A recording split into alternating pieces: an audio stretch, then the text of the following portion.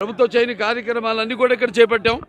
ఈ నియోజకవర్గంలో ప్రతి పంచాయతీలు కలవట్లు అయితేనేమి, రోడ్లు అయితేనేమి, వాళ్ళు మేము చేస్తున్న ఈ అభివృద్ధి కార్యక్రమాలు ప్రతిపక్షాలు ఉంటూ కూడా కొన్ని వాటికి అడ్డు పడుతున్నారు. అలాగే మా అభివృద్ధి కార్యక్రమాలు కూడా స్పందించి ఇవాళ పరశురాం కౌన్సిలర్ గారు 20వ వార్డు కౌన్సిలర్ ఆయన మా పార్టీలో ఈరోజు చేరడం జరిగింది.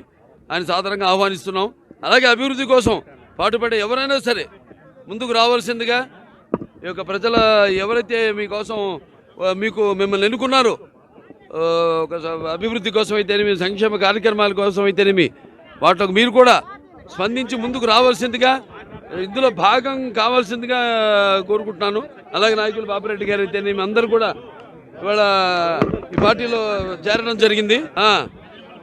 మా వాళ్ళంతా రక్షణగా ఉంటారు. మా వాళ్ళంతా అదే నేను ఆయనకి అభయస్థం ఇచ్చాం. మేమంతా కూడా తెలుగుదేశం పార్టీ కార్యకర్తలు అయితేనేమి, నాయకులు అయితే మేము ఆయనకి అభయస్థం ఇచ్చాం.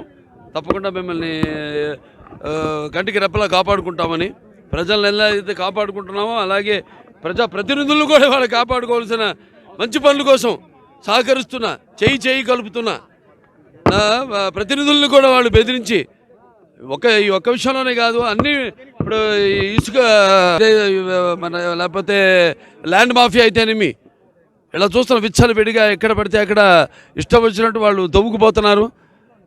అలాగే కబ్జాలు చేస్తున్నారు భూములను కూడా. వీటిలన్నిటికీ మా వాళ్ళు అడ్డు పడుతున్నారు.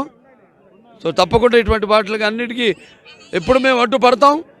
వాళ్ళకి మరి అధికారం వచ్చాక వాళ్ళపై తప్పకుండా వచ్చే తెలుగుదేశం పార్టీ అధికారంలోకి వచ్చిన తర్వాత తప్పకుండా వాళ్ళందరిపై చర్యలు తీసుకుంటామని తెలియజేసుకుంటున్నాను.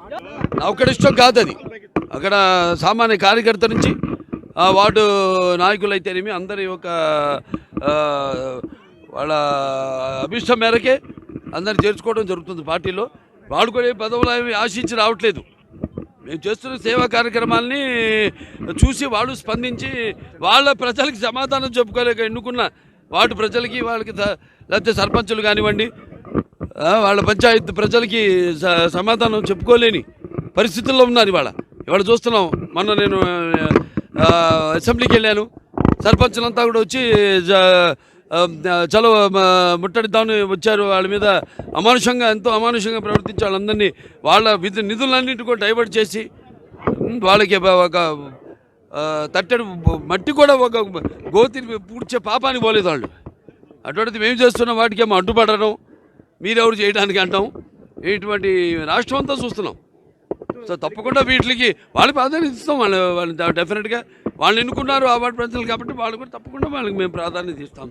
కలబట్టి వేసాం. మిగిలిన నిధులతో రోడ్డు వేస్తే అక్కడ వెళ్ళి వాళ్ళు బెదిరించి మేము గెలిచాం. అక్కడ సర్పంచ్ అక్కడ వాళ్ళేమో అక్కడ ఇన్ఛార్జు వచ్చి బెదిరించి, కాంట్రాక్టర్ని బెదిరించి ఆ రోడ్డుని తవ్వేయడం జరిగింది. ఇలాంటివి కళ్ళ ముందు ఎన్నో జరుగుతున్నాయి. ఇట్లాంటివి చూస్తాడు. అయిపోయింది, ఇక వచ్చేసేందుకు ఎన్నికల దగ్గరికి వచ్చాక వాళ్ళ మీద కూడా మేము చర్యలు తీసుకుంటాం.